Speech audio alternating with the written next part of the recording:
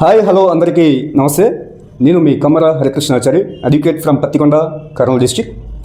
HRK associates and legal services ఆధ్వర్యంలో ప్రజలకు legal services మీద అవగాహన కల్పించడం కోసం ఈరోజు మీకు ఈ వీడియో చేయడం జరుగుతుంది. మనకు CrPC, IPC, Indian evidence act, అదేవిధంగా భారత రాజ్యాంగం, కాన్స్టిట్యూషన్ ఆఫ్ ఇండియా, వీటిపైన ప్రజలకు అవగాహన కల్పించాలా, వాళ్ళు తెలుసుకోవాలా, చట్టాలపైన అవగాహన ఉండాలనే ఉద్దేశంతోనే మీ ముందుకు రావడం జరుగుతుంది. మనకి ఇప్పుడు కాన్స్టిట్యూషన్ ఆఫ్ ఇండియా అనేది మనకి ఇక్కడ కనిపిస్తుంది. కాన్స్టిట్యూషన్ ఆఫ్ ఇండియాలో మనం టోటల్గా ఇక్కడ చూసుకుంటే పార్ట్ 1, పార్ట్ 2, పార్ట్ 3. పార్ట్ 1లో మనకి యూనియన్ అండ్ టెరిటోరియల్స్ గురించి పార్ట్ 1లో ఇస్తారు. పార్ట్ 2లో మనకి సిటిజన్షిప్ గురించి పార్ట్ 2లో ఇవ్వడం జరిగింది. అదేవిధంగా పార్ట్ 3లో ఫండమెంటల్ రైట్స్ గురించి ఇవ్వడం జరిగింది. ఇట్లా ఈ విధంగా మొత్తం 22 పార్ట్స్ గురించి మనకి ఇక్కడ ఇవ్వడం జరిగింది. అదేవిధంగా కాన్స్టిట్యూషనల్ అమెండ్మెంట్స్ కూడా దీంట్లో ఇవ్వడం జరిగింది.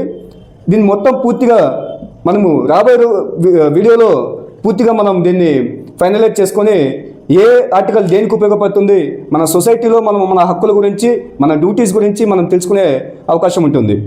ఎస్, ఇప్పుడు సిపిసి, సివిల్ ప్రొసీజర్ కోడ్ 1908, ఈ సిపిసిని 1908లో దీన్ని రూపొందించడం జరిగింది. దీంట్లో దాదాపుగా మనకు 1 నుంచి 158 సెక్షన్స్లను మనం ఇక్కడ మనకి ఇవ్వడం జరిగింది.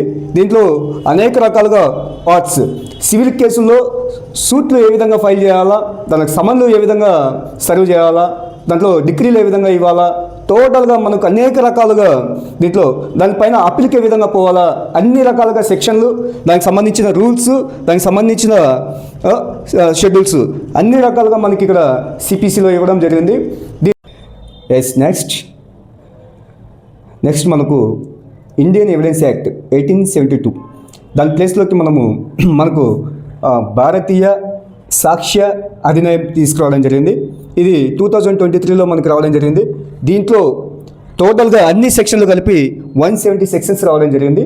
దీంట్లో సివిల్ కేసులో కానీ, క్రిమినల్ కేసులో కానీ మనకి కోర్టులో సాక్ష్యం ఏ విధంగా చెప్తారనే విషయం పైన పూర్తిగా దీన్ని బేస్ చేసుకునే సాక్ష్యాలు చెప్పేది జరుగుతూ వస్తుంది.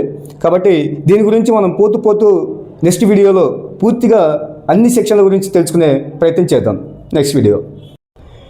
నెక్స్ట్ మనకు సిఆర్పిసి 1973, సిఆర్పిసి 1973 ప్లేస్లో మనకు భారతీయ నాగరిక సురక్ష సంహిత 2023 రావడం జరిగింది. దీని కేంద్ర ప్రభుత్వం సిఆర్పిసి ప్లేస్లోకి బిఎన్ఎస్ఎస్ని తీసుకురావడం జరిగింది. దీంట్లో మనకు సెక్షన్ 1 నుంచి పూర్తిగా సెక్షన్ 531 వరకు మనకి పూర్తిగా అన్ని సెక్షన్లలో, అంటే ఒక వ్యక్తిని పోలీస్ వారు ఆ వ్యక్తి పైన కేసు నమోదు చేస్తే ఆ వ్యక్తిని పోలీస్ స్టేషన్ నుంచి కోర్టుకి ఏ విధంగా సబ్మిట్ చేస్తారు, కోర్టు నుంచి ఏ విధంగా బెయిల్ పైన రిలీజ్ అవుతాడు, తర్వాత ఆ వ్యక్తి యొక్క పూర్తి ప్రొసీజర్ అంతా కూడా సిఆర్పిసిని బేస్ చేసుకొని కోర్టులో నడవడం జరుగుతుంది. దీంట్లో మొత్తం అన్ని రకాలుగా సెక్షన్లు, అన్ని రకాలుగా చాప్టర్లు దీంట్లో ఉన్నాయి. మనం భవిష్యత్తులో ఈ ఒక్కొక్క సెక్షన్ గురించి మనం పూర్తిగా తెలుసుకునే ప్రయత్నం చేద్దాం. Next IPC, Indian penal code. దీంట్లో మనకు ఇండియన్ పినల్ కోడ్ ప్లేస్లోకి మనకి భారతీయ న్యాయ సంహిత బిఎన్ఎస్ తీసుకురావడం జరిగింది. మీ భారతీయ న్యాయ సంహిత 2023లో మనకు దాదాపుగా అన్ని రకాలుగా చాప్టర్స్ సెక్షన్ 1 నుంచి సెక్షన్ 358 వరకు మనకి అన్ని రకాలుగా సెక్షన్లు, అన్ని రకాలుగా చాప్టర్స్. దీంట్లో ఏ వ్యక్తి ఏదైనా అఫెన్స్ చేస్తే, ఆ వ్యక్తి ఏదైనా దొంగతనం కానీ, లేకపోతే ఏదైనా కొట్టడం కానీ, చంపడం కానీ, ఇలాంటివి ఏదైనా అఫెన్స్ చేస్తే ఆ వ్యక్తికి ఏ విధంగా మనం పనిష్మెంట్ పడుతుందనే విషయం పైన దీంట్లో పూర్తిగా ఐపీసీలో భారతీయ న్యాయ సంహితలో పూర్తిగా రావడం జరిగింది. నెక్స్ట్ మనకి ఇక్కడ ఇండియన్ కాంట్రాక్ట్ యాక్ట్ 1872 రావడం జరిగింది. దీంట్లో మనకి టోటల్గా సెక్షన్ 1 నుంచి సెక్షన్ 189 వరకు మనకి పూర్తిగా చాప్టర్స్ వైజ్గా అన్ని రకాలుగా సెక్షన్లు ఇక్కడ ఇవ్వడం జరిగింది. దీని గురించి మనం తర్వాత వీడియోలో ఫుల్గా ఏ సెక్షన్ దేనికి ఉపయోగపడుతుంది అనే విషయం పైన పూర్తిగా తెలుసుకునే ప్రయత్నం చేద్దాం. అదేవిధంగా దీంట్లోన మనకి ది స్పెసిఫిక్ రిలీఫ్ యాక్ట్ కూడా 1963 కూడా దీంట్లోనే ఇవ్వడం జరిగింది. దీంట్లో కూడా సెక్షన్ 1 నుంచి సెక్షన్ 44 వరకు పూర్తిగా ఇవ్వడం జరిగింది.